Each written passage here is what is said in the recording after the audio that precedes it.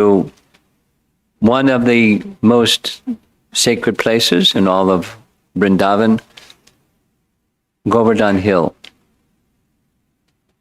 And a few things in advance. There are almost 400 slides in this 4-part series, and a lot of credit for at least, well, for many of, let's say 50% of the slides are directly from Bhakti Chaitanya Swami. He made a 3-part, 1 hour each presentation for the GBC Strategic Planning Team on Govardhan Parikrama. He and I have visited Govardhan together many times in different places in Vrindavan many times. So he very kindly shared his images. Half of what you'll see are directly from him.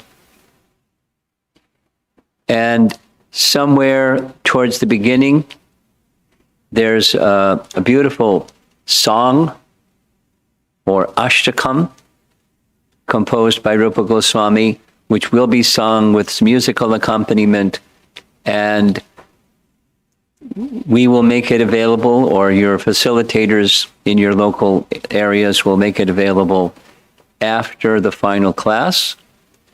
So stay tuned for that nectar, and don't ask me for a copy of it because you'll get it at the very end.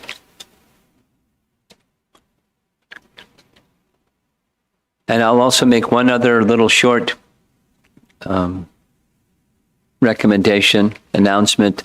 I'll try to stay within the time allotted, but I believe that some of the sessions will go a little bit longer, and I won't bother asking you, should I continue till completion? I'll just invite those of you that have some other services that your schedule requires that you attend to, please feel free to attend to them. And those who can continue will continue to the conclusion of each of the 4 sessions. Having said that, now we will begin offering our respects to Srila Prabhupada, who introduced many of us to the bhakti process, and the pinnacle of the bhakti process is the holy Dham, Sri Vrindavan Dham, the appearance place of Lord Krishna and the pastime place of Lord Krishna, and we'll offer our obeisances unto him with the deepest gratitude for bringing us to the lotus feet of Krishna.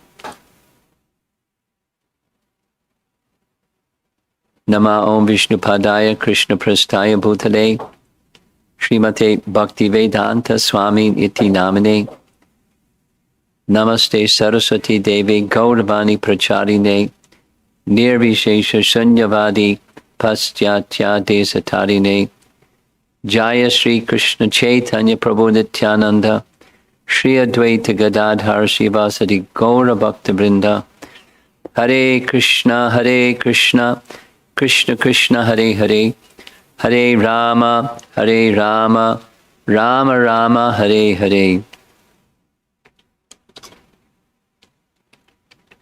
Many of you have been to Vrindavan. Many of you have not, and will one day go to Vrindavan. For sure, when you go to Vrindavan, spend time at Govardhan, because it's a very, very special place amongst all the special places of Vrindavan Dham. There's a celebrated section of Garga Samhita, which you see indicated here.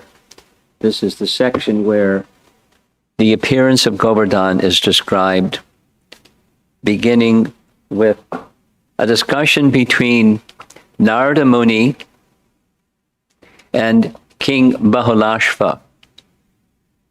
Those of you that are familiar with Krishna book or 10th canto, Krishna personally went to visit King Bahulashva.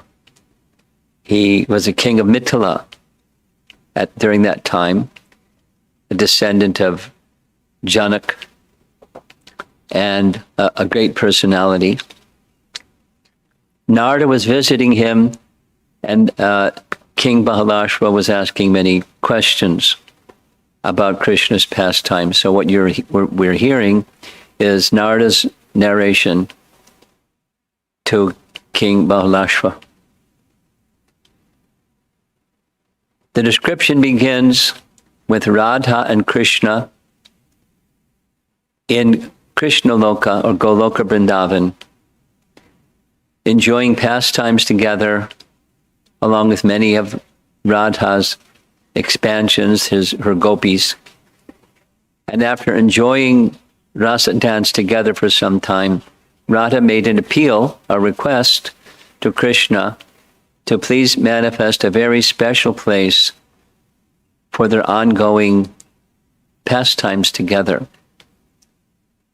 Krishna closed his eyes, and in deep contemplation from his heart appeared his astounding love for Vrindavan Dham, headed by his love for Srimati Radharani, and that love from Krishna's heart deposited on the ground and grew and grew and expanded to inconceivable dimensions, according to Garga Samhita, 1 billion yojanas, which is 8 times, in terms of miles, 8 billion miles tall, and 500 million long, and 100 yojanas wide.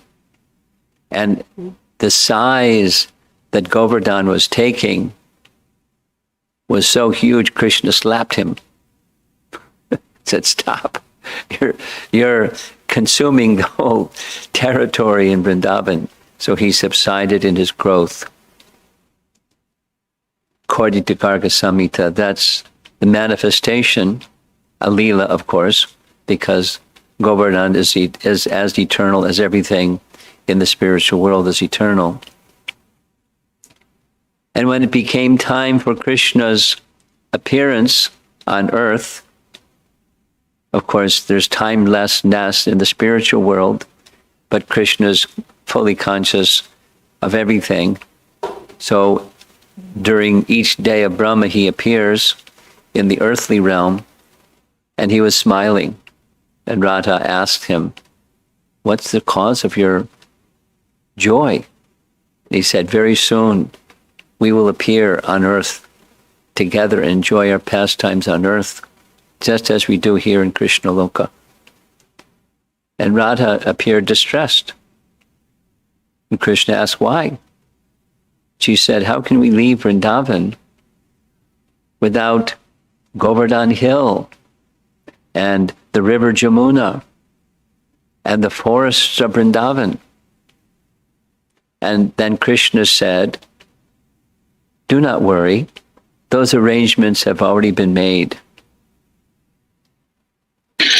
And then the topic shifts to what Narada had said to King Bahalashva, and it shifted to what Narada had then said to one of the brothers of Nanda Maharaj, who then Sadananda related to Nanda Maharaj, how Govardhan descended from the spiritual realm to the earthly realm.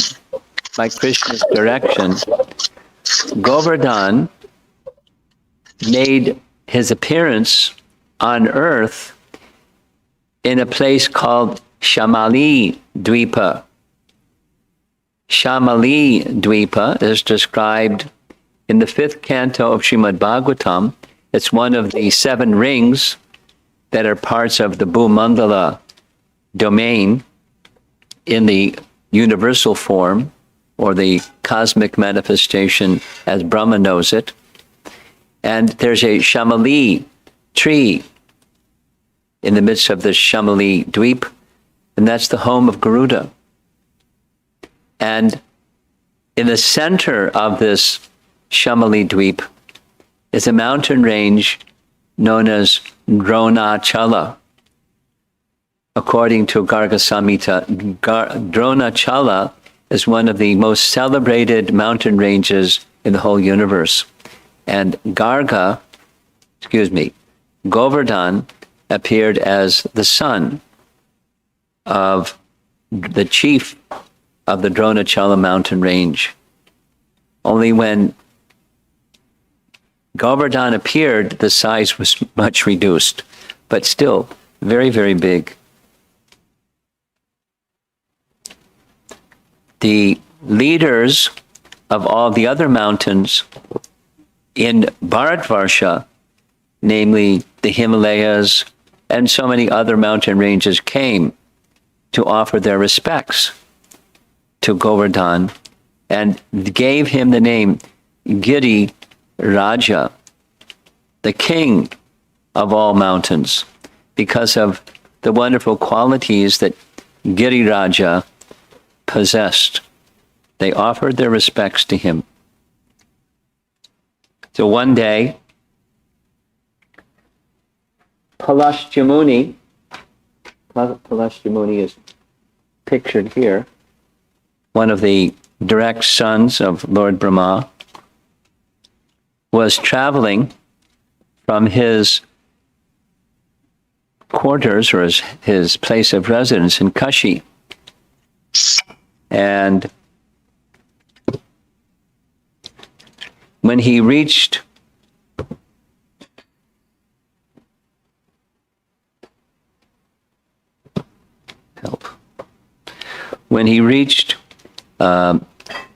Dronachala, and he saw this magnificent mountain, he requested the father of Govardhan to give permission for his son to come with him to Kashi, because he said Kashi is such a wonderful place. It's the home of Lord Shiva in his form of Vishwanath. But there, it's a very sacred place, but there's no mountains where I can perform my austerities, and so kindly give your permission for your son to come with me back to Kashi. It sounded very much like Vishwamitra Muni requesting Dasarath to send Ram with him. Dronachala didn't want to do that, but he was very afraid of Pulastya's anger. And so he instructed his son to accompany Pulastya. And Govardhan agreed on one condition, that once you place me down, then I will not go any place further. If you give that commitment, that promise, then I will go with you. So naturally, Pulastya agreed, very reasonable request. And there's different images. This one shows an image of Pulastya flying through the air like Hanuman. The next image you'll see, he's walking. Whether he was walking or flying, he had mystic powers, and he was able to lift the whole mountain. And the mountain's dimension, 8 yojanas long, 8 times 8, 1 yojana is 8 miles, so 16 miles long, 5 yojanas wide, that's 40 miles wide, 64 tall, 64 long, 64 miles long, 40 miles wide, and 2 yojanas tall. That's 16 miles tall. Any mountain you know is 16 miles tall? No, no such thing. But during this yuga, when Krishna was appearing, mountains were of such dimensions, and Govardhan shrank. You'll see why in just a moment. So Pulastya, using his mystic power, carried Govardhan, and as Govardhan was passing towards Kashi, passing over Vrindavan Dham, he felt this very strong urge to remain there in Vrindavan Dham and experience Krishna's pastimes and participate with him in Krishna's pastimes. So as fate would have it, by divine arrangement, Pulasya Muni had to answer the call of nature. Forgetting his promise to Govardhan, he set Govardhan down. He went and took his bath in the river Jamuna and came back and was ready to go, but Govardhan reminded him of the promise that he had made, and he wasn't budging. He became so heavy, even with Pulasya's mystic powers, he couldn't lift Govardhan. So then he became very angry. When sages with mystic powers become angry, it becomes dangerous. Only in this case, he cursed Govardhan, because you have displeased me, I curse you, that you will shrink the size of a sesame seed every day. And as Sadananda is narrating all of this to Nanda Maharaj, he declares, sure enough, the curse of Pulasya is what happened. Govardhan has been sinking into the earth, and as we travel around Govardhan, we'll see places where Govardhan Hill is hardly visible, some other places where it's quite tall, but not 16 miles tall. It's shrinking. The local Brijbasis say it's not possible to curse Govardhan. Rather, Govardhan is decreasing in size because of feelings of separation. Now, one might raise a question. Here's another painting of Pulasya carrying Govardhan. Although he's using his right hand, Krishna used his left hand and little finger of his left hand. But that means Pulasya had mystic powers like Krishna. So there's a big difference. Besides, Krishna was only 7 years old. Krishna didn't have to undergo any austerities or mystic performances to have this power. It's because Krishna is Yogeshwara. He is the source of Pulasya Muni's mystic power, or for that matter, Hanuman's mystic power. Anyone who can lift heavy objects, that power comes from Yogeshwara, Krishna. Now, we don't normally hear the other references, but there are other references I'll mention. One of them is from Padma Purana, chapter 18, where Narada is narrating the glories of Vrindavan to Vrindadevi. And the narration is quite different than what we're used to hearing.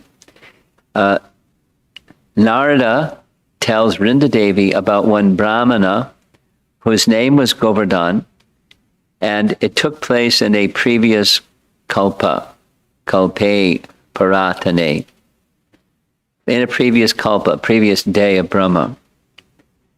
This Brahmana named Govardhan underwent long austerities to please Lord Vishnu. Lord Vishnu came before him, offered him whatever benediction he wanted, and he requested the benediction that Lord Vishnu would place his feet on his head and stay there. So Vishnu granted this Brahmana's benediction, request for a benediction, and he granted him Sarupya Mukti, according to Padma Purana, and in his next life, he became Giriraj. And because the Supreme Lord was very pleased with his devotion, knowing that he would be hungry, he offered Abhishek to quench his thirst and Anukut to quench his hunger, satisfy his hunger. Now, the part that's missing in this narration is we have the picture of a jiva becoming Govardhan, but not the picture of Govardhan being Krishna himself. Padma Purana doesn't have that dimension, and so we normally don't hear this Padma Purana description although it's there. And there's another, also not so well-known narration about how Govardhan came to Vrindavan Dham. And this narration comes from Narayana Bhatta Goswami.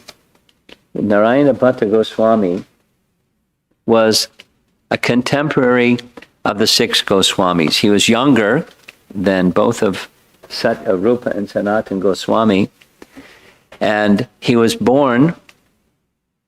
It has importance in Braj. He was born in a Madhva Brahmana family on the bank of Godavari in the year 1531. So this is after Lord Chaitanya's departure, but during the lifetime of Rupa and Sanatan, and means also the other Goswamis, six Goswamis. In ISKCON, we don't hear so much about him, but in Braj, one hears about him. When he was just 14 years old, he had a vision or a dream or a calling from Krishna directly to go to Vrindavan and assist Rupa and Sanatan in identifying the places of Krishna's pastimes. As we know, this is a service that was given directly to Rupa Goswami, and the indication to Narayana Bhatta was for him to assist. So at 14, he left home and went straight to Radhakund, where he stayed for a good number of years. He received initiation from one of Sanatan Goswami's disciples named Krishnadas Brahmachari. And for 15 to 20 years, his sole focus was assisting Rupa and Sanatan, carrying forward that instruction from Lord Chaitanya to identify places of Krishna's pastimes in Vrindavan. Because as we know, when Lord Chaitanya went, the places had been lost. He found or identified where Radhakund, Shyamakund were, but many of the other places were left to the Goswamis to identify. And many of those places were identified. And Narayana Bhatta Goswami continued identifying deities and many other places. He wrote a book that was the consummation, as you see, Braja Bhakti Vilas. Over 1,000 places and deities were identified and accepted in a very authoritative way. The explanation goes like this.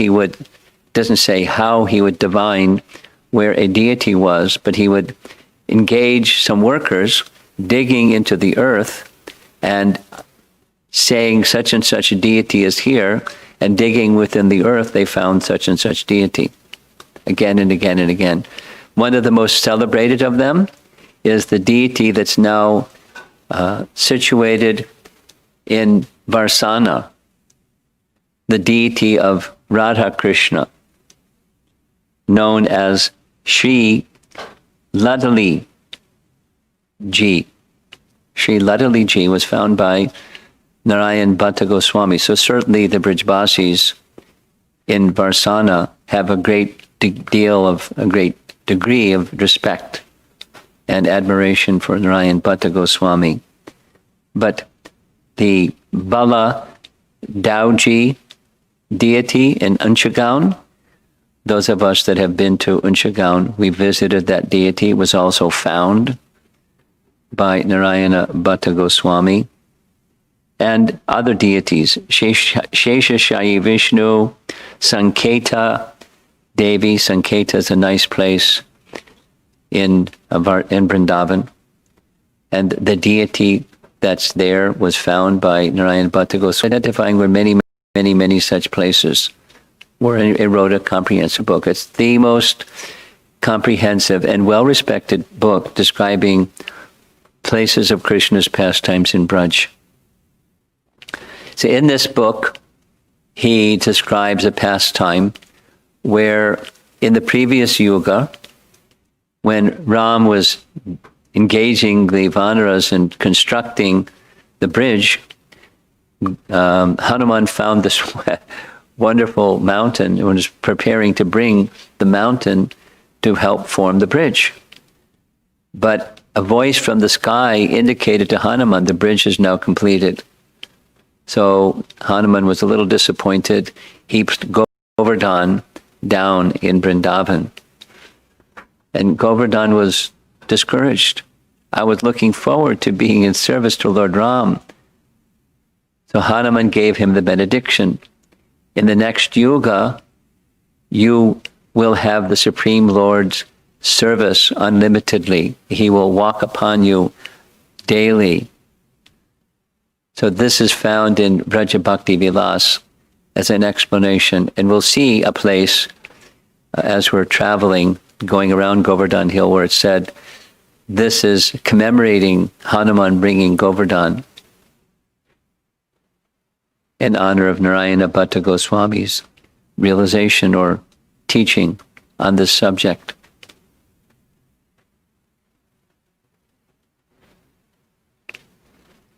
It is said that the gopis identified Govardhan as Haridas, that is, servant of Hari.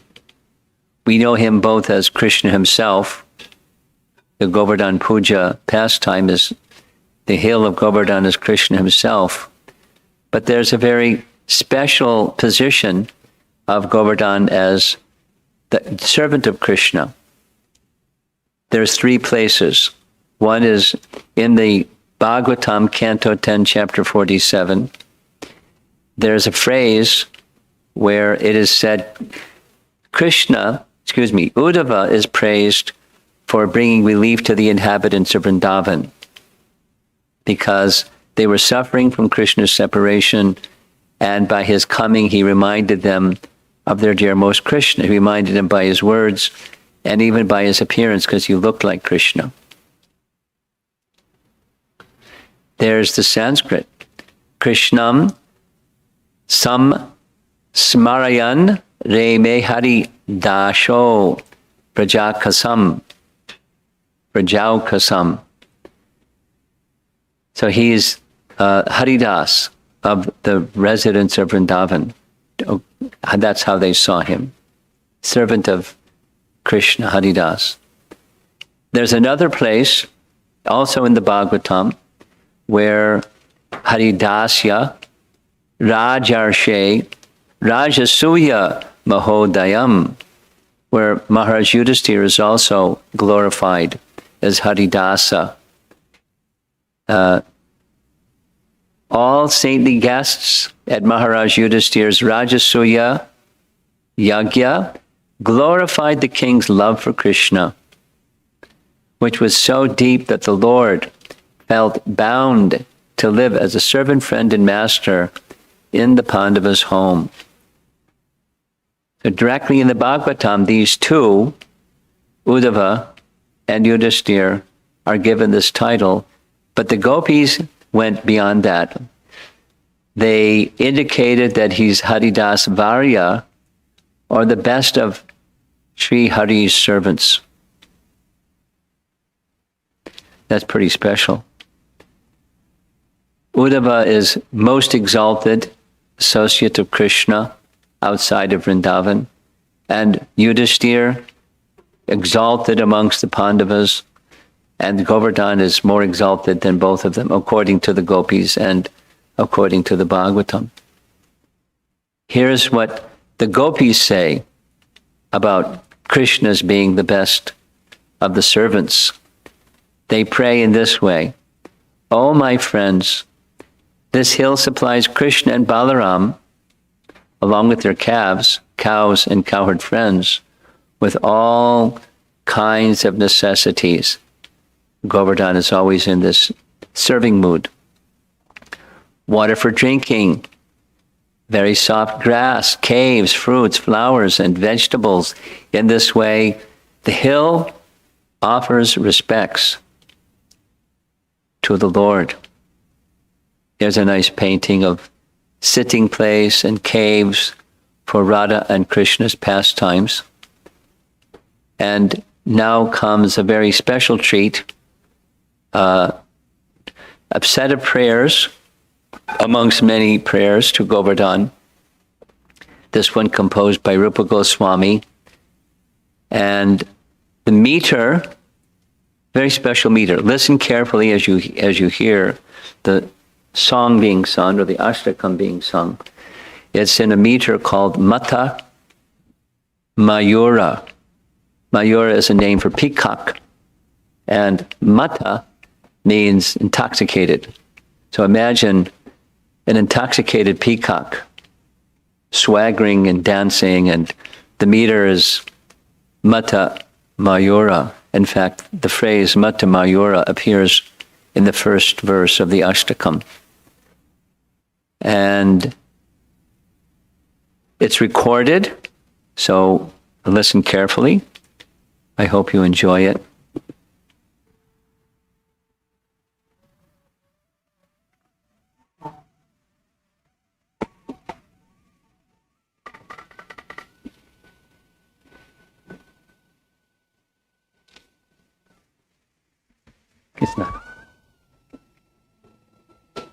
गोविन्दास्योत्तं सितवंशि वणितोद्यल् लास्योत्कण्ठा मत्तमयूर व्रजवीता राधाकुण्डो तुङ्गतरङ्गाङ्कुरिताङ्ग प्रत्याशाम्ये त्वं कुरु गोवर्धनपूर्णाम्।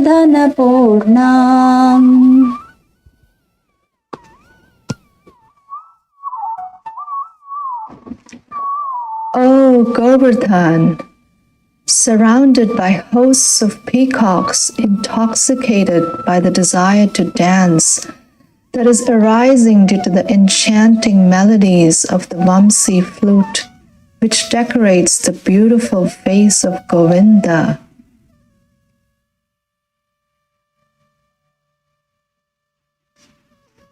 O Govardhan, whose limbs display horripilations of joy in the form of sprouts that grow due to the high rising waves of Radhakund.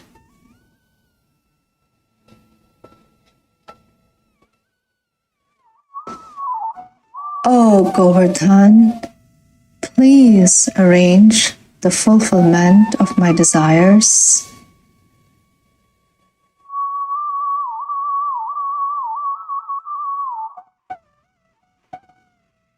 यस्योत्कर्षाद् विस्मितदीभिर्व्रजदेवी वृन्दैर्वर्यं वर्णितमास्ते हरिदास्यं चित्रैर्युञ्जं स्तद्युतिपुञ्जे अखिलाशां प्रत्याशां मे त्वं कुरु गोवर्धनपूर्णाम्।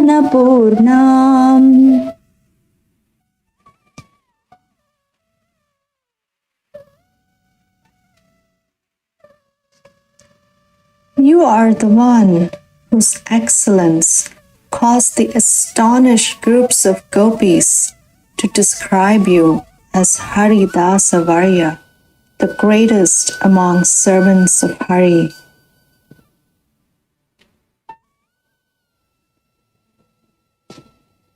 As you illuminate all directions by your various clusters of amazing light, emanating from the transcendental moonstones, sapphires, rubies, etc. on your surface.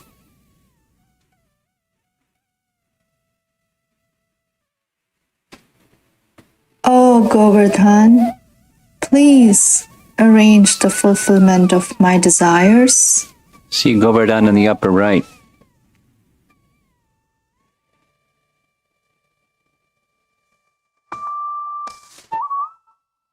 विन्दद्भिर्यो मन्दिरतां कन्दरवृन्दै कन्दैश्चेन्दोर्बन्धुभिरानन्दयतीशं वैदुर्याभे निर्जरतो ये अपि सोऽयं प्रत्याशां मे त्वं कुरु गोवर्धनपूर्णाम्।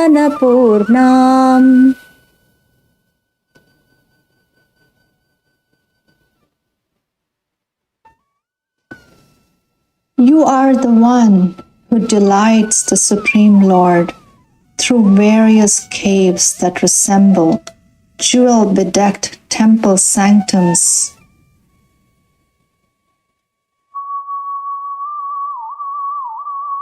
as well as through your kanda, elephant foot yam,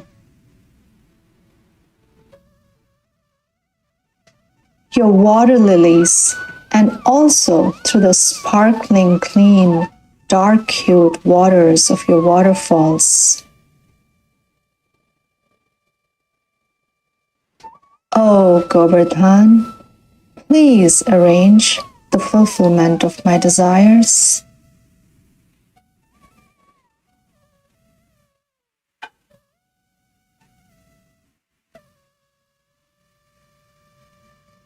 शश्वद्विश्वालङ्करणालङ्कृतिमेध्यै प्रेम्णा धौतेर्धातुभिरुद्दीपितसानो नित्याक्रन्दत्कन्दरवेणु ध्वनिहर्षात् प्रत्याशां मे त्वं कुरु गोवर्धनपूर्णाम्.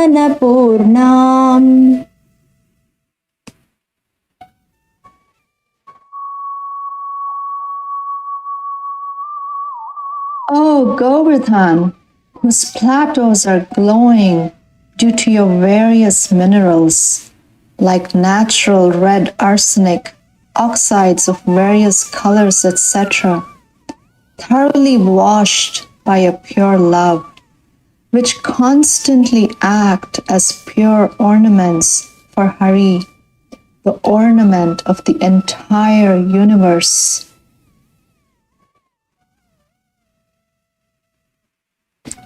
Oh, Govardhan, whose caves always appear to sing out loudly due to the joyous sounds made by hollow bamboos.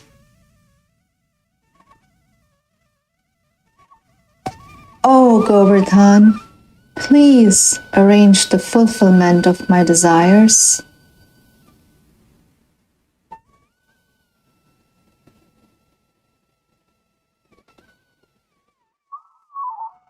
प्राज्याराजिर्यस्य विराजत्युपलानां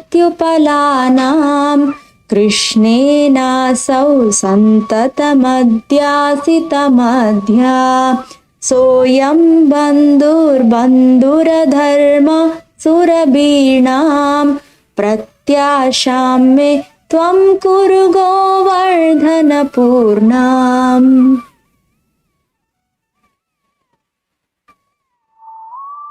You are the one whose great multitudes of flat stones appear splendid when they're constantly used by Krishna as places for sitting. He's on the upper right, sitting. You are the friend of all the cows, and thus your nature is very sweet.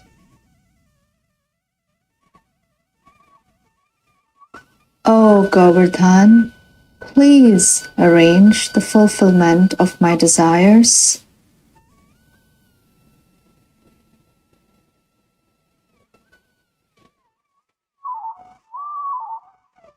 निर्द्वन्द्वान संहृतिहेतुं घनवृन्दं जित्वा जम्बारातिमसम्भावितबादं स्वानां वैरं यः किल निर्यापितवान् सः प्रत्याशां मे त्वं कुरु गोवर्धनपूर्णाम्.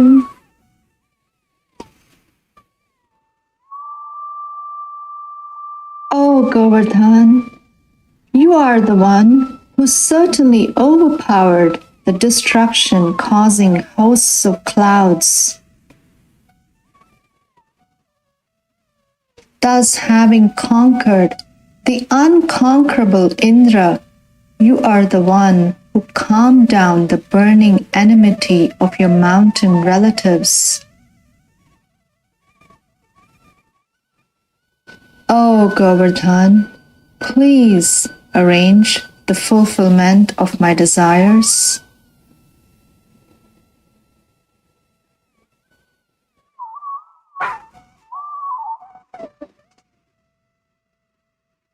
बिभ्राणो या श्रीभुजदण्ड परिभर्तुश्छत्रीभावं नामयतार्थं स्वमकार्षीत् कृष्णोपज्ञं यस्यमकस्तिष्ठति सोऽयं प्रत्याशां मे त्वं कुरु Govardhan पूर्णाम्.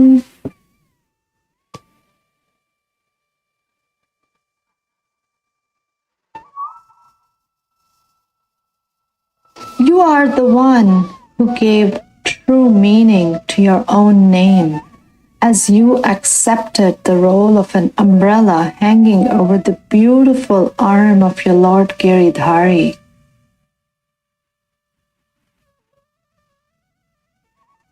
You are the one whose worship is established directly by Krishna's revelation.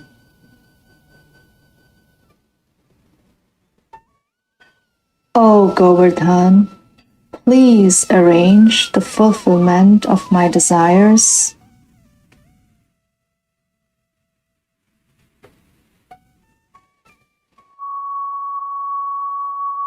गान्धर्वाय केलिकलाबान्धवकुञ्जे क्षुण्णैस्तस्य कङ्कणहारै प्रयताङ्गा रासक्रीडामण्डितयोपत्यकयाढ्या प्रत्याशां मे त्वं कुरु गोवर्धन पूर्णाम्.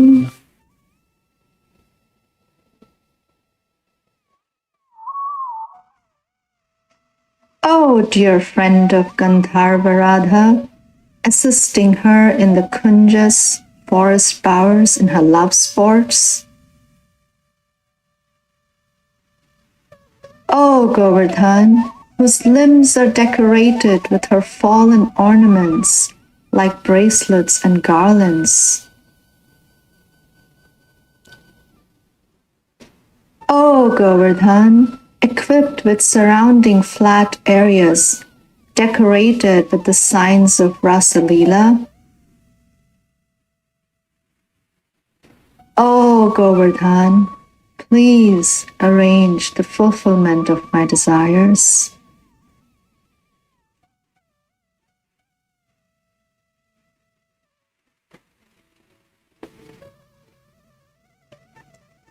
अदृश्येनि शेखरपद्याष्टकमेतत् कृष्णाम्बोध प्रेष्ठपटेद्यस्तव देहि प्रेमानन्दं तुण्डिलयन् क्षिप्रममन्दं तं हर्षेण स्वीकुरुतां ते Hridayesh.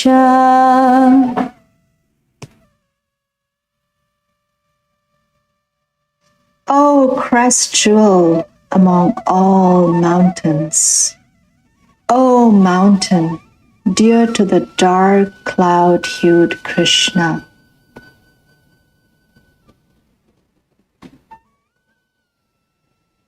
may the Lord of your heart, Krishna, happily accept the living entity who studies these 8 prayers dedicated to you, while quickly nourishing his boundless joy of prema.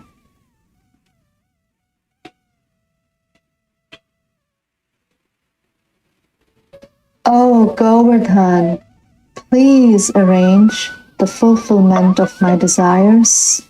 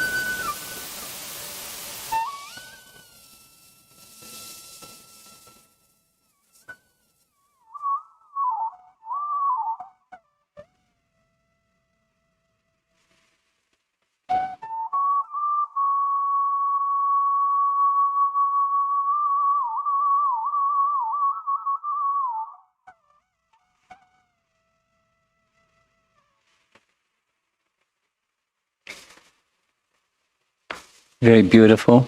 The meter, the melody, the message, the mood. As you can see, our acharyas, headed by Rupa Goswami, have immense love for Govardhan as they have for Krishna. And their appeal to Govardhan is to fulfill their spiritual desires. In that verse number 8, he reveals specifically the desire that he's aspiring for, and that is the love of Radha.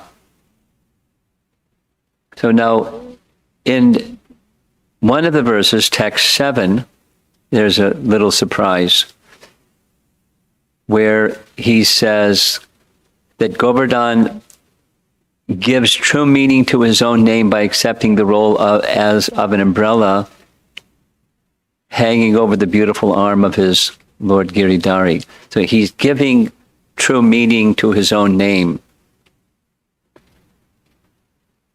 Now, Govardhan doesn't mean you're an umbrella. Govardhan was an umbrella to shield the residents of Vrindavan. So how is it that he accepted the meaning of his name, Govardhan? And a wonderful poet named Harishuri gives the following two explanations you see in bright letters on the bottom line. Ridha Shrava. So here's the translation. This is compliments of Hari Parshad. Krishna wanted to say,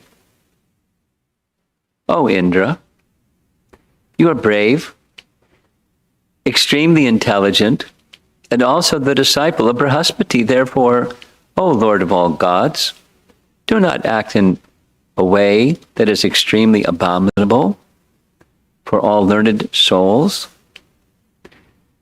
Ridha Shrava is, one of the meanings is an elder learned person. Ridha Shrava.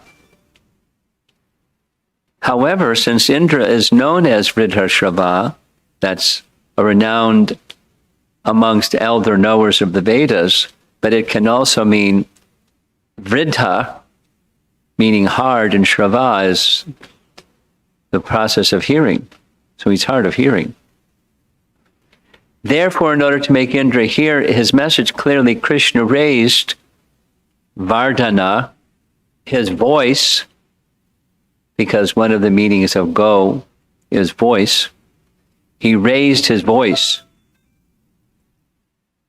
by lifting the mountain. Go, Vardhan.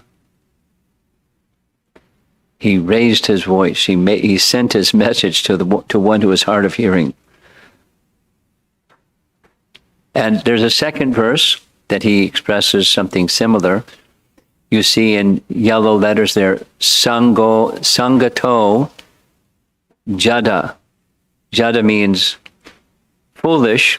Sangha means association with. And Jada normally means fools, but it can also refer to clouds filled with water.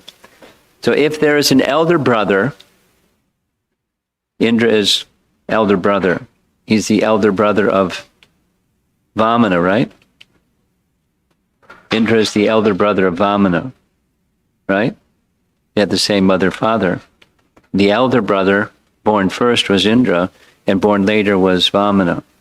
And Krishna and Vamana are non-different. So if there is an elder brother who has lost the ability to discriminate between good and bad acts, and thinks himself to be correct at all times, and if such an elder brother has repeatedly associated with jadas, or fools, or clouds filled with water, then the intelligent younger brother should always try to bring him to the correct path by displaying extremely pleasing go Vardhana, expert speech,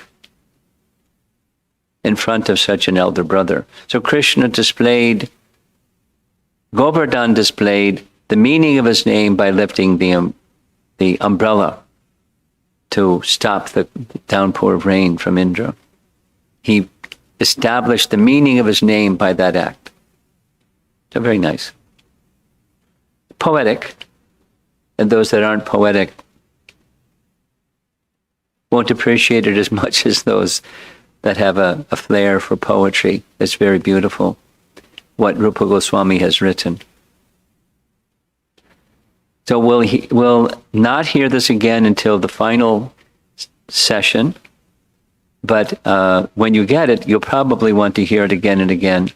And I'll share with you that many mornings, I wake up in the morning and the melody is playing in my mind. The melody is very charming and enchanting, and it will stay with you, and hopefully the message will also stay with you. Rupa Goswami is praising Govardhan in so many ways, seeing him as the dearmost of Krishna's devotees, and wishing that the dearmost of Krishna's devotees fulfill all his spiritual desires. So the servant of Hari serves by providing things that Hari requires even without Hari asking. He provides soft roots for eating, jewels for ornamenting the body. These are the words of the gopis. Flat places for sitting, so Radha and Krishna can enjoy pastimes together. Here Krishna is playing upon his flute. There's cows in the background grazing on the side of Govardhan Hill, but providing this nice service for Radha and Krishna and all the residents of Vrindavan. Another very nice painting, soft sitting places. Up on top, you can't see because maybe you can see, there's a temple on the very top of Govardhan Hill. On our screen we can't see, but in my computer I can see. There's a hill at the top. In this way, the hill offers respects to the Lord. Thus, Krishna in the form of Govardhan Hill shows how to render pure devotional service. Now, there are many other places, I'll just mention a few, where Govardhan's ways of serving Krishna are described. Gopal Champu has a really long, very elaborate, very beautiful description of Govardhan's services to Krishna. Another source, Vishwanath Chakravarti Thakur, long section, very detailed, Vrajariti Chintamani. He has also written his Govardhan Ashtaka, very similar to Rupa Goswami's, similar and dissimilar. There's some parts that are similar. The main message here, Govardhan is the best of Krishna's devotees, along with being Krishna himself. It's quite amazing. There's a lot of mystery and charm surrounding Govardhan Hill, and as you become more familiar with Govardhan, you'll become very attached, like our Gaudiya Acharyas are. Being touched by the lotus feet of Krishna and Balaram, Govardhan Hill appears very jubilant. So we heard some etymology or word meanings of Govardhan. Here's two more standard ones, primary ones. Go commonly is translated as cows, and Vardhana is nourishment. So Govardhana gives nourishment to the cows. Another meaning of go is senses, and Vardhana also means to increase. Thus, the name Govardhan is that which increases the senses in the devotee's attraction to Krishna.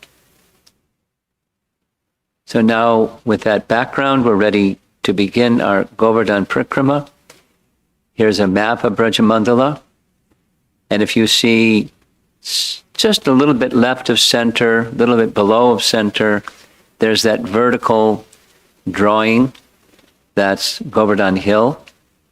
And you probably can't see the text so well, but at the top, that's Radhakund and Shamakund. At the bottom is Punchari. Puncha means tail. And on the left and the right is Aniyor and Jatipur. We're going to visit these places.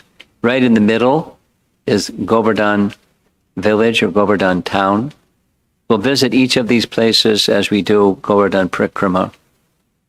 And as you look to the right, due east, that's where you see Mathura, and Vrindavan is north, a little bit northeast, Vrindavan town, along the banks of the river Jamuna. So it gives you some perspective on the Brajamandala. When the devotees go for 30 days, during the entire month of Kartik, they cover the entire Brajamandala. And when we visit, we often go to some of the special places as time permits. Here's a Google map picture of Govardhan. It's actually, Govardhan is due north and south. This is tilted just to fit on the screen. And the white section in the middle, you'll see in very small letters that says Govardhan. That's Govardhan town. And it is many times said that Govardhan is shaped like a peacock standing on a branch of a tree. That middle portion, the torso of the peacock, that's Govardhan town. A long, narrow neck going up to the top, and the two eyes, Radhakund, Shamakund. And then the long, drooping tail goes down to our lower left, and that's the tail of the peacock. So we're going to start just above Govardhan Hill in Chaitanya Charitamrita. When Chaitanya Mahaprabhu made Govardhan Parikrama, he started at Manasi Ganga, which is right in the center in Govardhan town. But we're going to begin up on the northeast side. So we're going to go along what from our screen is going to be the lower portion, which is actually the eastern boundary of Govardhan Hill, and then go to the tail, and then go up the western side, and then come back around. That's our Govardhan Parikrama. The reason I'm doing like this is because commonly Govardhan Parikrama begins really, really early in the morning because it takes many, many hours to go around the whole of Govardhan Hill. So often we start at Kusum Sarovar, and because buses can park there, it's very safe. There's not full light out yet, but it's a very pleasant place to begin. So that's where we're going to begin. Here's a map. As you see across the bottom, there's a name, Sarup Das Baba. He's a pujari at the Jagannath temple at Radhakund. And he previously was an engineer or something like that. And he lost interest, and he went instead to Vrindavan, went to Radhakund, established a Jagannath temple, and has made elaborate maps and other descriptions. So this is directly from him. You can purchase his book at all kinds of places in Vrindavan. This is just a photograph of one of his maps. We're going to go to Kusum Sarovar, which you see on the far east side or right side, and we'll walk along that road that's on the upper portion, that blue strip. That's the road, and all those other places that are shown on the map on the left side we'll also visit when we come back around on the final day.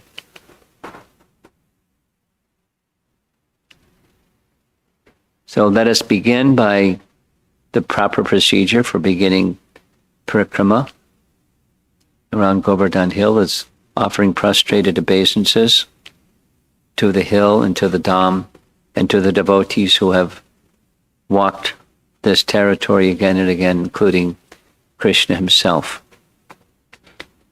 The first place we're going to visit is very beautiful architecture place, perhaps the most astounding architectural wonder of the whole of Govardhan area. And that's this Kusum Sarovar. So the Sarovar refers to the lake, and Kusum refers to flowers. And we'll hear shortly the meaning of that Kusum Sarovar. Before it was the Sarovar, it was just a lake. And in the year 1675, this is by our Western calendar, the water in the lake was made in a formal bathing place by one king, a nearby king, at his expense. He very much appreciated the place. And much later, nearly 100 years later, this structure was built. The structure was built by the king of Bharatpur, nearby kingdom, in honor of a young man's father who checked the Muslim invaders by military strength and protected the Vrindavan and Brijbasis. So it's you can say it's a war memorial in honor of his victory. And we'll see some paintings inside. And he had a number of queens, and the chief queen, Kishori Rani, is also honored by one of these structures up on the architectural section. Here it is a little bit closer, very photographic. Look even at the reflection, it's so beautiful.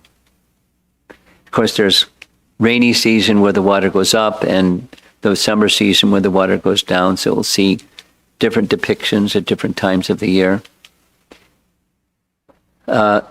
Many places describe Kusum Sarovar. Kusum means flowers. And when Radha and Krishna would meet one another at this place, they both exhibited what's known as Kila Kinchita Bhav. When they would meet one another and see one another, they would experience ecstasies, and their bodies would manifest these different symptoms of ecstasy. You'll find this term in Chaitanya Charitamrita in a number of places, Kila Kinchita. So in one narration, the gopis would come at 11 o'clock regularly, pick flowers, and go to Suryakund to worship Suryadev. This Suryadev was the Ishtadev of Radharani. And regularly, Madhumangal and Krishna would go there, disguised as Brahmana priests, and they would have very funny exchanges with the gopis and receive the flowers and ladus to offer to Surya.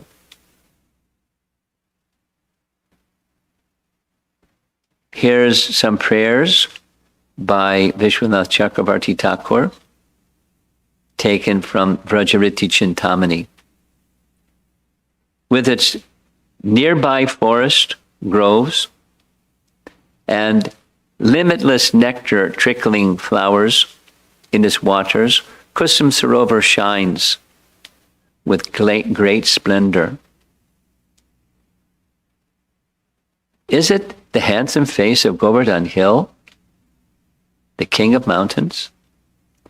This lake is known as Kusum Sarovar because of many blossoming flowers destined to become gopis in the future that grow in its water. That's Vrajariti Chintamani, very celebrated writing of Vishwanath Chakravarti Thakur.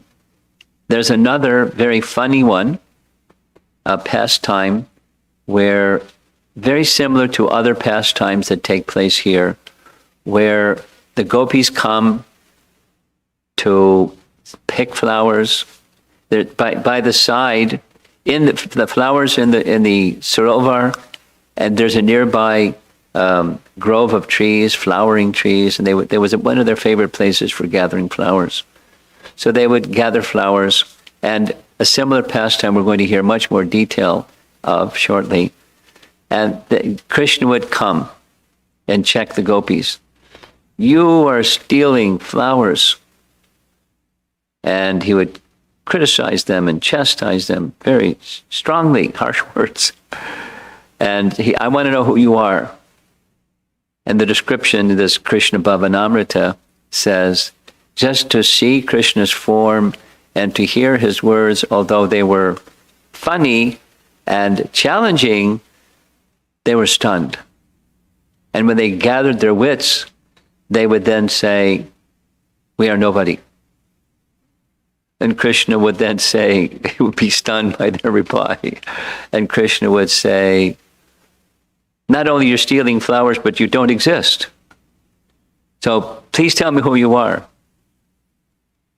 And, this funny talk back and forth, Krishna was enjoying, they were enjoying, in their back and forth conversation. It's a very nice, very detailed description. This is Kusum Sarovar at sunset, because we're looking to the west. These shrines were in honor of the father, Maharaj of Bharatpur. His name was Saraj Mal, and Kishori, his good wife. Here's the front structure. Here's the interior structure. Now, pastimes of Krishna are within those arch areas, and the pastimes of the king are within the central area, because it was a memorial, but they were Vaishnavas, they were honoring Krishna's pastimes, as you see, different swing pastimes and different pastimes. And of course, here's the king riding off to war. On the upper right above him, that's Krishna's lifting of Govardhan hill. On the upper left, that's Krishna and Radha on the swing, the Julan Yatra festival. And one of those images is connected with the pastime that took place here at Kusum Sarovar specifically. This doesn't say who this is. There's not an indication. Maybe Krishna's feet, maybe Radharani's feet. There's no marks on the feet, but it's part of the structure here. Very, 250-year-old structure. And little shrines to either side of this same architectural look. Very beautiful, very, very stunning.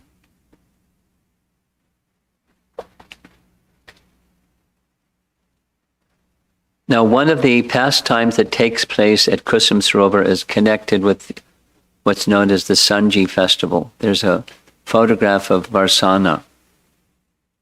And it's done even today in Varsana, but a very old tradition from way, way back is on a certain day, the young girls in different villages, and Varsana is still done, there's a day where girls would gather flowers and decorate the doorways around their houses with flower decorations. And in the evening, the elders would come by and make judgments of who did the best, and whoever did the best would get some award in a big festival, like a flower festival. So on the day of the Sanji festival, the gopis went early in the morning to the best place to get flowers, which was Kusum Sarovar. And Krishna knew. So what Krishna did was he laid in bed, moaning. Oh, so Mother Jasoda came to wake him, and he was moaning. So she said, you stay here, you just take rest today. Balaram will take care of the cows with the cowherd boys, don't worry. When they left, Krishna immediately moved the covers and got into a little uniform, dressed like a gardener, and went straight away to Kusum Sarovar to have pastimes with the gopis. And when he reached there, Radharani had her basket and she was collecting flowers. And when her sari got caught in one of the thorn bushes, she called for help. And immediately the gardener, Banat Mali, came dressed with a mustache. You'll see the mustache in a minute. And looking like a gardener, and freed her. And soon as she was freed, she Krishna disappeared. And she was stunned. She felt attraction for the gardener like she feels for Krishna. So because she had called for help, her gopi friends came a little bit late, and they saw Radharani in this state, asked what happened. And she said, here's what happened, and I can't remove from my mind this gardener. So charming. And another painting, Krishna's pulling on Radharani's sari to free her. In the background you see the Kusum Sarovar architecture. Of course it didn't exist at that time, but that's what the painting is meant to show. So when the gopis came, they realized this wasn't a gardener, this wasn't Vanamali, this is Ban Bihari, Krishna, the enjoyer of pastimes in Vrindavan, in the Vrindavan forest. So Krishna came and saw them gathering all the flowers and took a scolding attitude. Said, look at this, you're stealing all these flowers. I'm the gardener of the king, and you have no right to steal the king's flowers. And they said, it's the Sanji festival. We're here just to gather flowers for the festival. And he took his stick and hit the bottom of their flower baskets, and the flowers went flying in all directions. And they became very angry, and Radharani grabbed him. But when she grabbed him, she found Krishna's flute stuck in the back of his outfit. And that's when they concluded, you're not Ban Bihari, you're Ban Bihari. So, Van Mali. You're not Van Mali, you're Van Bihari. There we go. So they scolded him. And what's going to happen? Well, I'll wash the flowers, but it's very far away to get to the Jamuna. So he took his flute and made a motion in the ground with his flute, and a whole lake came from the ground. That's how the Sarovar manifested initially, according to this nice pastime. And he washed the flowers.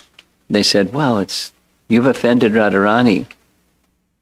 So he said, what should I do if you feel I've offended her? You must honor her. So there's the mustached Vanamali decorating Radharani's hair. This is in the ceiling of the memorial, one of the places where Krishna's pastimes are depicted. And the whole pastime goes on, not only decorating her hair, many nice paintings indicating this wonderful pastime. Radharani's looking not just at herself, but she's looking at Krishna in the mirror, because that's her loving attraction. And after fixing her hair, he is supplying her with different ornaments to decorate her. This is a celebrated pastime, as you can see.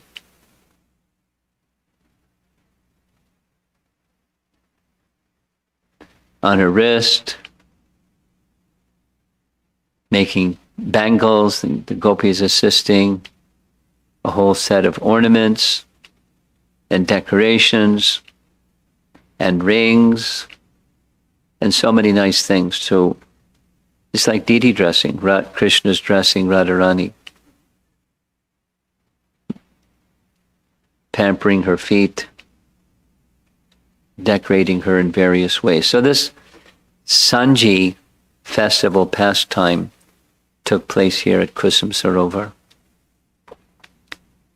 Now, here's an aerial view. You can see the numbered images on the right. That's where the Kusum Sarovar is, and behind it, number 2, is where the structures are, the architectural structures. Next, we're going to visit the Uddhava temple, which is where number 3 is. And this is what it looks like from the outside, quite simple. And this is what it looks like from the inside.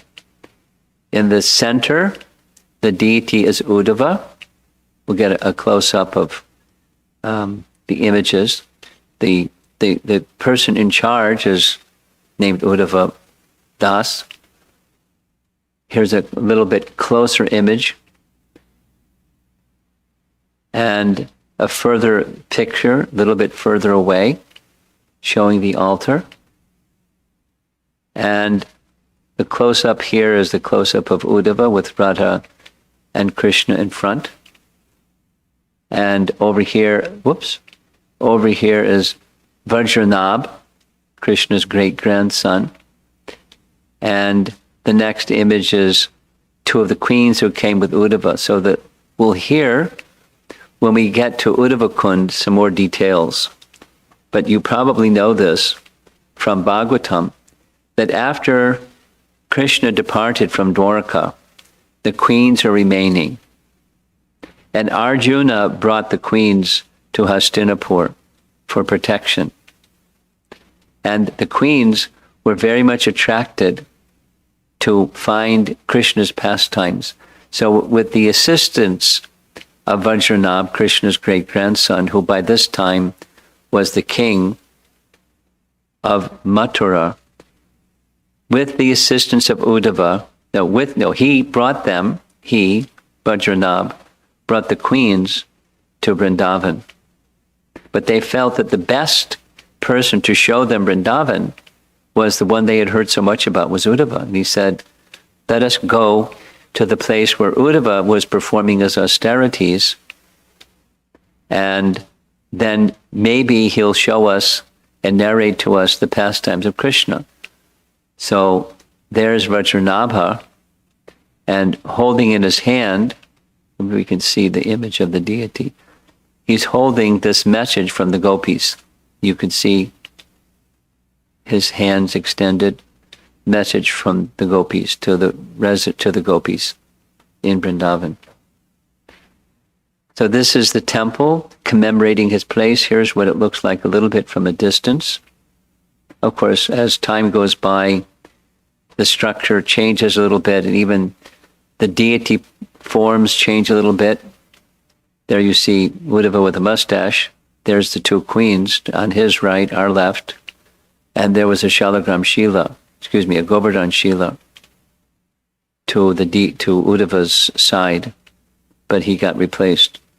The Shila got replaced with Vajranabh. So things change over time. Here it is with the message from Krishna in his hand. So it's a very nice place, the Uddhava temple. And taking a look now where the Uddhava temple is, that's number 3. We have 2 more places to visit. That's the Van Bihari temple. Remember, Vanamali is Van Bihari. So that deity of Van Bihari is now an ISKCON temple. That's number 4, down by the road at the bottom towards the center. And we're also going to go over to the left and visit Ratnakund, number 5, as you see on the map there. So here's the front of the Van Bihari temple. And here's the altar of the Van Bihari temple. If you look at the bottom, you'll see that same picture that's in the Kusum Sarovar structures. Here, the main deity, of course, is Govardhan. And down below is this same painting, a reproduction of what's in the ceiling of Kusum Sarovar. And that's Krishna decorating Radharani's hair.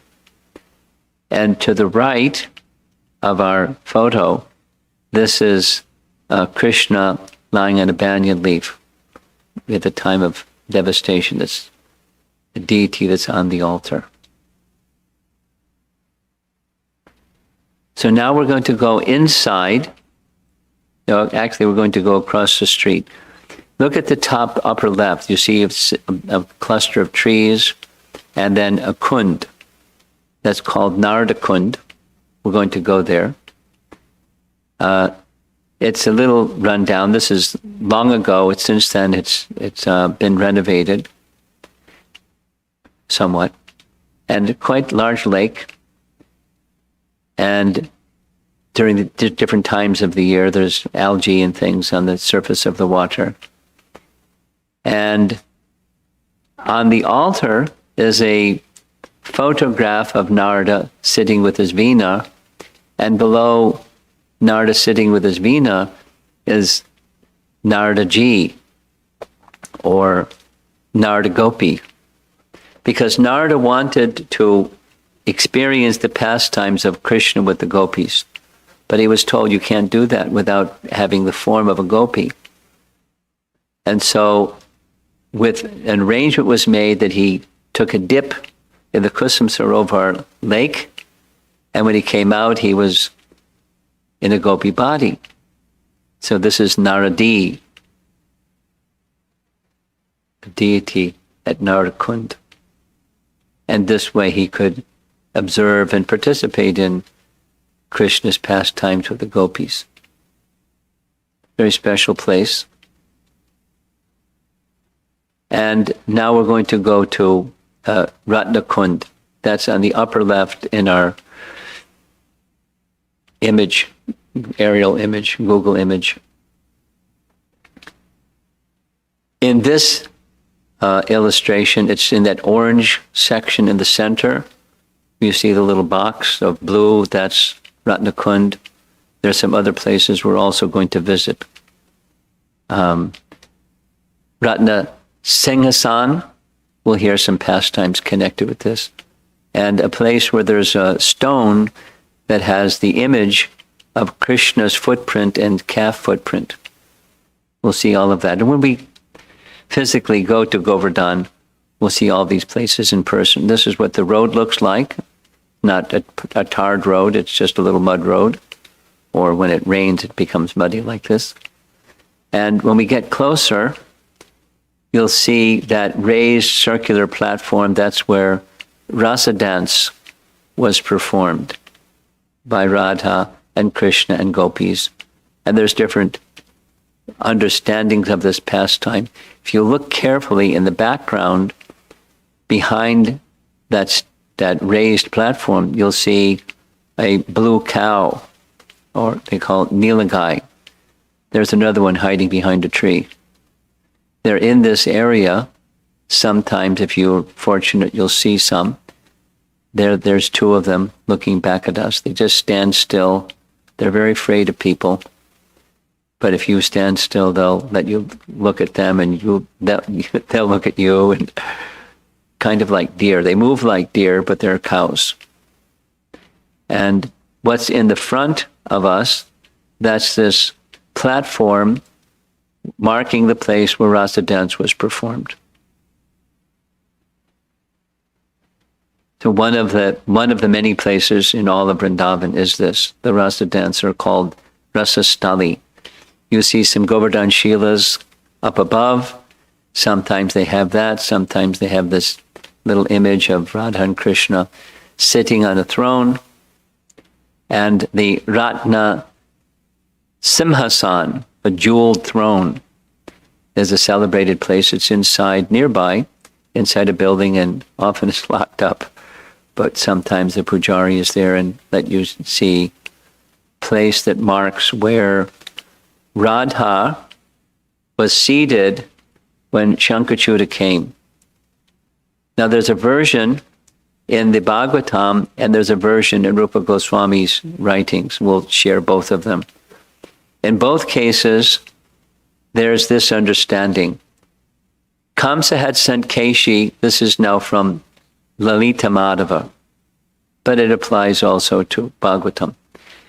Kamsa had sent Keshi and Aristasura to check out the situation. This is before they were actually the battle. He just to do some reconnaissance. And when they returned, Keshi was glorifying Srimati Radharani and her beauty. And then Aristasura made the suggestion that Kamsa kidnapped Radharani. So Shankachuta was given that mission to go to Vrindavan, find Radharani, and bring her to Kamsa so he could enjoy with Radharani. That was kind of like a Ravana mentality. So Shankachuta came, what the Bhagavatam describes as he came on the occasion of Holi. And Balaram was with Krishna, and young girls were with them. And as is done customarily for young boys, young girls, they have some pastime where they're singing songs and performing dance, enjoying the holy festival. And Shankachuta came along, paying no attention to Krishna and Balaram, paying all attention to the gopis, and without touching them, he just hustled them away, shooed them away to go to Mathura to be with Kamsa. And as he was herding them away like cows, they started calling out to Krishna, help. And Krishna turned to Balaram saying, I'll fix him. And alone Krishna went, and Shankachuta, being very fearful of Krishna, he ran and left the gopis behind. Krishna caught up with him with one punch to his head. He killed Shankachuta. Shankachuta, as you see from the painting, he has a jewel on his turban. That's how he got the name Shankachuta, a conch-shaped jewel. So Krishna took the jewel, and he didn't want the gopis to be jealous of one another, so he gave the jewel to Balaram. That's what it says in the Bhagavatam. Then there's a very elaborate and very interesting pastime that's somewhat different, described in Rupa Goswami's Lalita Madhava. In this same area, that's what you saw the aerial image of. This is Ratna Kund, or the kund in which there's jewels. And in Lalita Madhava, it's a long section, nearly 40 verses, where it describes the following pastime. And the pastime begins with a Surya Puja being performed under the direction of Jatila. Radharani was a worshipper of the sun god. So at Surya temple, there was a puja going on, and guess who the pujaris were? Krishna and Madhumangal. Krishna and Madhumangal. So after the ceremony was done, she was ready to give dakshin to the pujaris, and Madhumangal said, I want sweets. Let's go. We'll go to your house. So Krishna was there with Radharani and some of the gopi friends. And so they went straight away to Ratna Kund and seated Radharani on the jeweled throne, Ratna Singhasan. And when they were enjoying pastimes together like this, Radharani's maternal grandmother, who was Radharani's mother? Kirtida, right? Kirtida?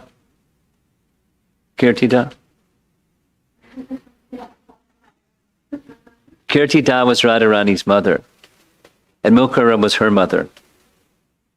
So Mukara was an old lady by this time, and she was almost blind.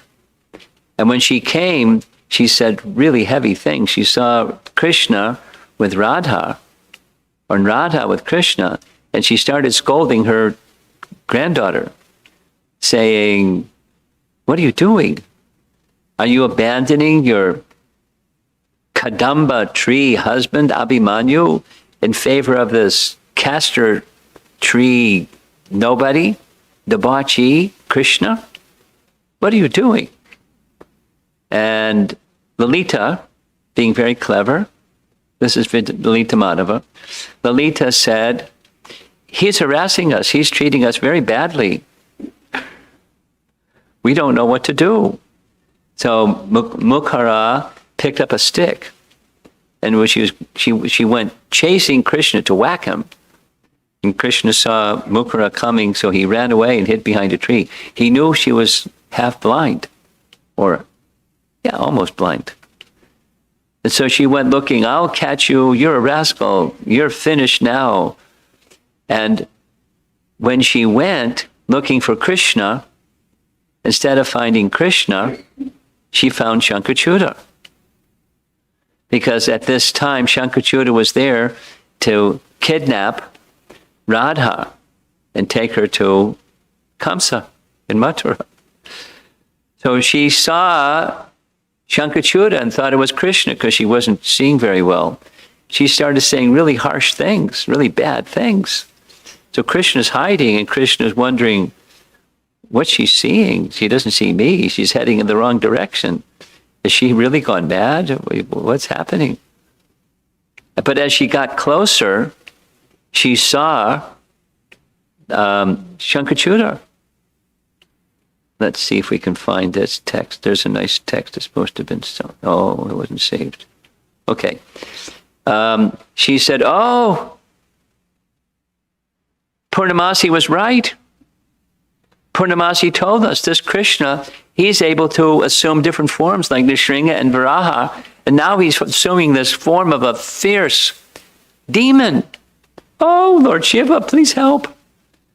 And she started screaming and crying, and Krishna heard her screaming and crying, decided to be a hero. So he would protect her, protect Radharani. Please protect Radharani from this terrible demon. And the gopi said, do you really think this demon is Krishna, that Krishna can assume this demon form? Krishna appeared and said, don't worry, Mukara, I'll rescue your granddaughter. And according to Lalita Madhava, Shankachuta had a hideous form with fearsome fangs curling from his mouth. And Krishna grabbed him, one punch to his head. Shankachuta was finished. And Mukara was so grateful. Oh, you've saved Radharani. And that's the pastime.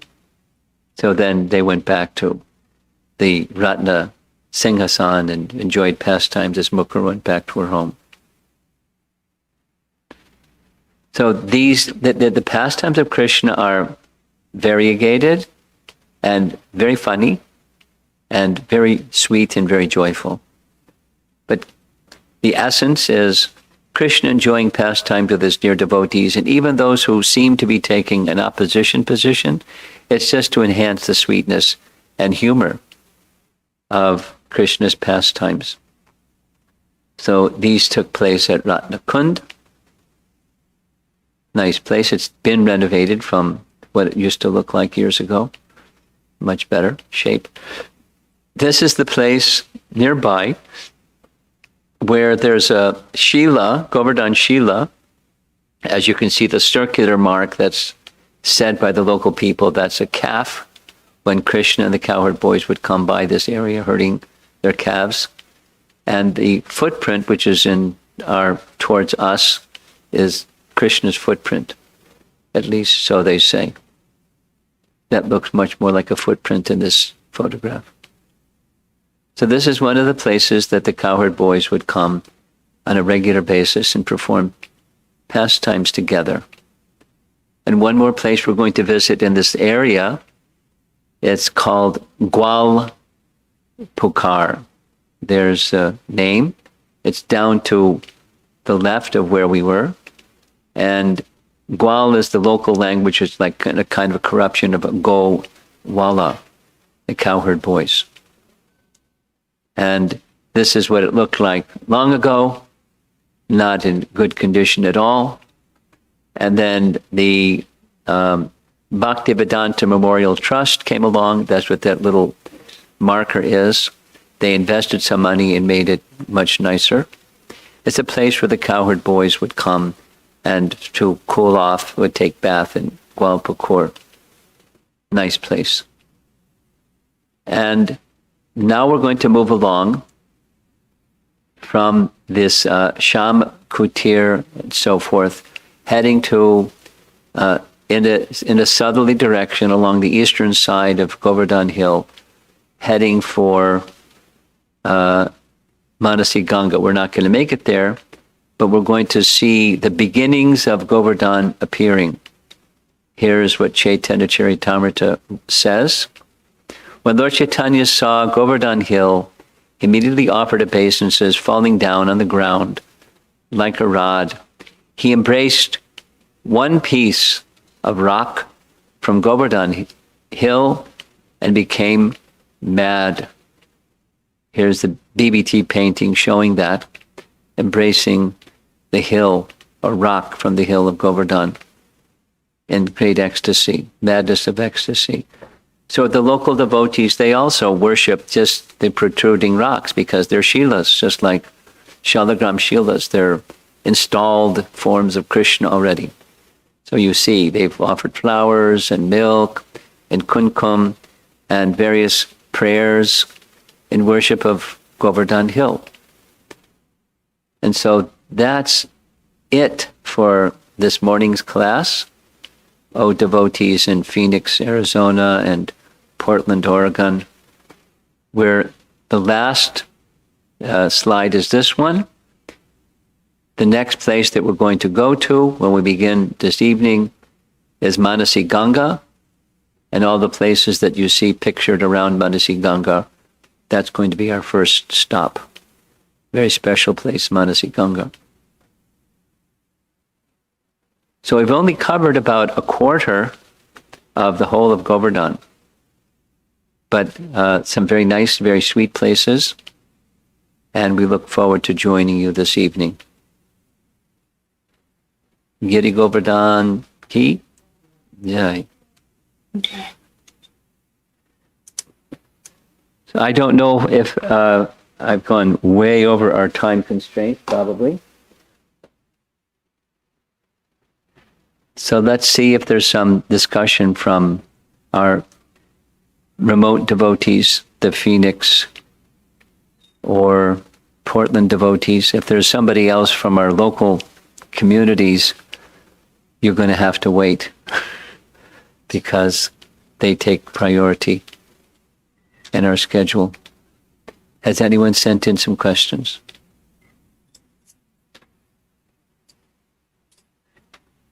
Hare Krishna Maharaj, everyone in Zoom, it's muted, so please, if you have any questions, raise your hand to avoid everybody talking at the same time. Please raise your hands and accordingly we'll enable your mics. Okay, sounds good.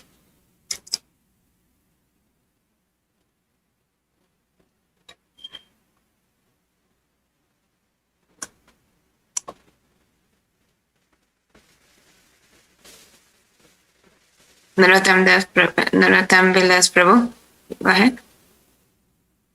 I can't hear you. A little louder? Krishna Maharaj, please accept the humble obeisances. Maharaj, glorious past time, and thank you so much for taking us on this virtual journey. You got to speak a little louder because we'll turn up the volume here, but I can't hear you yet. Try again. Sure. Can you hear me now, Maharaj? A little better. Speak a little louder, and they're going to play. Sure. They're going to play with the volume. Go ahead. Yeah. Please accept the humble obeisances, Maharaj. Thank you so much for taking us on this virtual journey. We're so grateful to you. Maharaj, I was just wondering, what should one's mood be while they're performing the Govardhan Parikrama? Can you speak something? Prayer, submission, seeking mercy, because this is a form of the Lord. It's a very special form of the Lord. And when you can directly approach a form of the Lord, humble, submissive, prayerful, seeking some of the mystery of Krishna to be revealed to you. When you're doing it virtually or when you're doing it physically, same mood. Prayerful, humble, submission, wishing to have the mystery of the Dham revealed to you.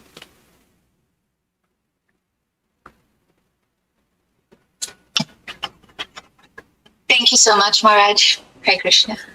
Hare Krishna. Hare Krishna Maharaj, we have one of our younger devotees, Shubhangam. Please enable your video.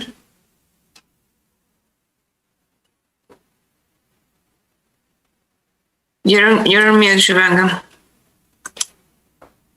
Speak up. Can't hear you so well. Yeah, I want to ask a question about Govardhan Hill actually. About which? So when Govardhan asked for the benediction of having Krishna put his feet on his head for the so then so since Krishna played on Govardhan Hill, can we step on Govardhan Hill, or if we step on Govardhan Hill, would Krishna's foot be stepped on? We don't walk on Govardhan Hill because Lord Chaitanya would not walk on Govardhan Hill because he said Govardhan Hill is Krishna. And we don't put our foot on Krishna. We follow Lord Chaitanya. So there are some Brijbasis and even some pilgrims. We'll see later. Some pilgrims going on Govardhan Hill. We don't, because we accept Govardhan Hill as Krishna himself, or even Krishna's devotee. We don't put our feet on a devotee's head, do we? Okay. Yes. Okay. There you go. Nice question. Thank you. Thank you. Anyone else from Phoenix or Portland? No questions at our end, Maharaj. Okay. Not yet. Maybe this afternoon, this evening. Okay. Okay. We have some of our own attendees. Yes? So is it all right with all of you? Some of our local attendees will raise some questions. Go ahead. Shri Radhika Mataji is asking, is there any connection between the meter for this song being the intoxicated peacock and the fact that Govardhan is in the shape of a peacock? Then maybe there is some connection between the meter and the shape of Govardhan. Maybe. My sense is it's just Rupa Goswami's poetry. And the meter matches the mood of the message. As the peacock, I mean, the peacock strut. But what's an intoxicated peacock strutting going to look like? And the meter is like that kind of a swagger and very sweet. I take it as a poetic connection, not necessarily the other.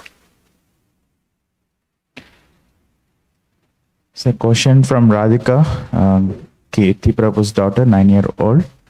Hare Krishna Maharaj, should we worship Govardhan as Krishna or as a devotee of Krishna? We should worship Govardhan as a devotee of Krishna, but if one wants to worship Govardhan as Krishna, that's okay too. Commonly, Gaudiya Vaishnavas worship Govardhan as the devotee. But simultaneously, he's both. We certainly know that. We're going to come across that again and again. But especially, our acharyas appreciated Govardhan as devotee. Both. We have a question from in our room here. We're in somebody's home right now. And the hostess wants to speak. Hare Krishna Maharaj, please accept my humble obeisances, Sarguru Srila Prabhupada. I thought your lecture was very beautiful, although I couldn't be really present here for, at least the 1/4 or 2/4 half of the time. But I just thought, I really wanted to go to Vrindavan for this Kartik month. And when have you provided the details of the Govardhan Parikrama, I just thought it was very, very beautiful. So you also mentioned that Govardhan is even, I guess, a higher devotee or better devotee than gopis or The greatest. The gopis consider like that. Oh, okay. How come it was that way? Because that's how they see. Because They like to serve Krishna, and they see that Govardhan serves Krishna the best. Okay. That's their mood of love. So Govardhan's mood is also in the Madhurya Ras? Interesting question. Govardhan, I don't know the rasa of Govardhan. Okay. Govardhan serves Krishna unlimitedly. That much we know. Right. Not so conjugal sweetness, yes. Conjugal. How's there conjugal love between Govardhan and Krishna? But the gopis consider Haridas Varya. That much we know. Okay. I also have another question. You said Radharani worshipped Lord Surya Dev, right? Lord Surya. Yes. Or sun. So how come, did she know, she knew that this, Krishna was there and he's the supreme. Oh, no. person. She didn't see Krishna as the supreme. Krishna is her beloved. Okay, so she was still worshipping sun god. Well, but how was Radharani worshipping the sun god? It's not like modern people who worship the sun god, or even ancient people who worship the sun god. Okay. Her worship of the sun god is different Okay. than ordinary people worshiping the sun god. Like, ordinary people, they would take Satrajit. He worshipped the sun god, but he wanted stuff. And he got stuff. And it caused him a problem. Radharani didn't want stuff. She wanted Krishna. So she worshipping Surya Dev for that purpose. Thank you, Maharaj. Hare Krishna.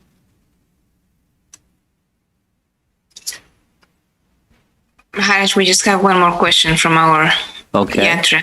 Okay. Thank you. Ram Prabhu, please go ahead.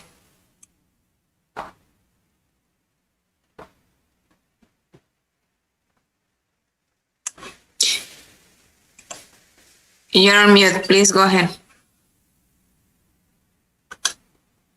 Hare Krishna Maharaj, I'm sorry, can you hear me now? Yeah, now we can hear you.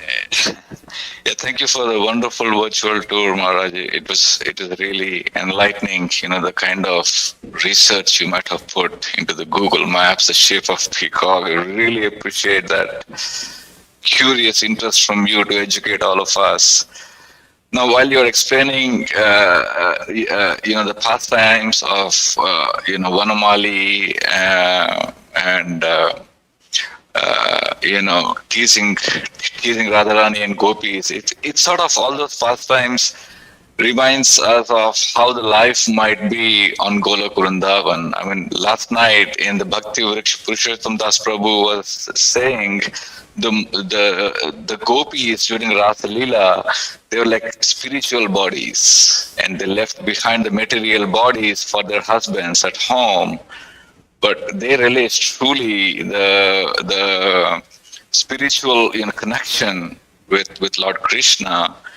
And even gopis, I mean, like we see here in Ramayana, they had benediction from Lord Rama that, during Krishna avatar, they would get the closeness of, the lordship. I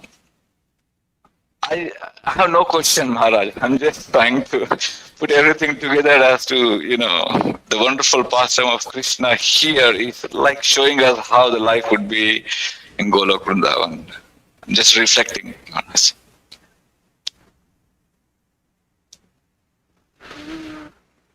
Krishna is all attractive. And Krishna is expert at fulfilling the desires of everyone, or reciprocating with the desires of everyone, and especially his devotees. And amongst his devotees, there's the very, very, very special Brijvasi devotees, and so forth. The special amongst the Brijvasi devotees are the gopis, and especially amongst... So the exchanges are very attractive and unconventional. Anything that exists in this realm is paltry and pale in comparison. So hearing these attractive pastimes attract us to the pastimes, attract us to Krishna. that there's a potency within these pastimes. In Rupa Goswami's language, it's called udipan, or stimulation of ecstatic love. So just by hearing pastimes of Krishna, the dormant ecstatic love for Krishna is touched or stirred or awakened, stimulated by that sound of the message of Krishna's pastimes, or all these images of seeing Govardhan Hill. It's the form of Krishna. As we saw in the last slides, people worshiping. We're going to see more people worshiping. So he makes himself available in a form that's worshipable by anybody. And even without knowing it, he's worshipable by anybody and everybody. And as one feels that presence, connects with the presence of Krishna through sound and through the sight of his form as Govardhan, that ecstatic love is also stimulated. So the love of the gopis, most exalted, but it's not all the gopis left behind a material form. Some of the gopis left in their, some of the gopis were restrained. Some of the gopis couldn't even go. Some of the gopis were checked and they left their material bodies. Some of the gopis went in their bodies. There's a whole range of exchange with different stages of devotion even amongst the gopis. But their attraction for Krishna was unparalleled, unstoppable. So those that were restrained, the acharyas describe, that was further purification necessary for them to become fit to enter into the rasa lila pastimes of Krishna. So each of us, different circumstances of life.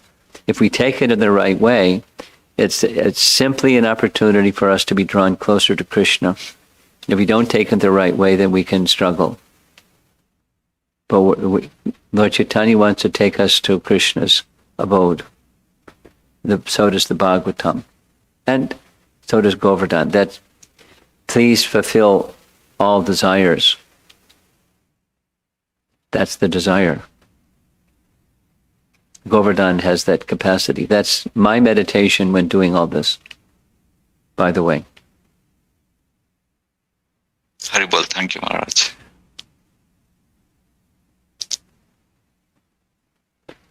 Okay, we have something local, and then I think we'll close. Snehavalli Mataji asks, Hare Krishna Guru Maharaj, Chartaka Parvat in Puri is similar to Govardhan in Vrindavan. I'm curious to know why Lord Chaitanya climbed on that Parvat but not Govardhan. Lord Chaitanya, I hope you understood the question. Some of you may be newer. I'll just repeat the frame of the question. In Jagannath Puri, there was a sand dune that Lord Chaitanya saw when moving about. And when he saw the sand dune, he saw Govardhan. And seeing Govardhan, he saw Krishna on the side of Govardhan. And he went running with outstretched arms, like the wind, and then fainted. No, Lord Chaitanya didn't walk on Chatak Parvat, nor did he walk on Govardhan. Before he reached Chatak Parvat, he fainted in ecstasy. This question is from Vachaspati. In one version of Govardhana's origination on earth, we heard that Hanuman granted a boon that Govardhan will be of service in Krishna's pastimes. Yes. This boon did become reality. However, in another version of the story, Pulasya Muni cursed Govardhan. This is also true as Govardhan shrinks in size every day. What is the difference between a curse or a blessing from a pure devotee like Hanuman and mystical person like Pulasya Muni? Is there a greater weightage for a devotee's boon? Is there a greater what? Greater weightage? Greater what? Weight? Well, anything from a devotee is good. Anything from an exalted devotee like Hanuman is good. And he understood Govardhan's wish, and he was speaking to fulfill Govardhan's wish. You wish to be in the Lord's service, so be it. You'll be in the Lord's service. And from Palasya, it wasn't like, I want to see your devotion for the personality of Godhead increase. He was just like, you've made me unhappy, and so I'm going to curse you. So there's quite a difference between a devotee's utterances and a mystical person's utterances. In either case, he's in Vrindavan and he's happy. Okay, I think we're finished for this midday. Thank you very much. Prabhupada ki jai. See you this evening. Giri Govardhan ki jai. Hare Krishna. Thank you, Maharaj. And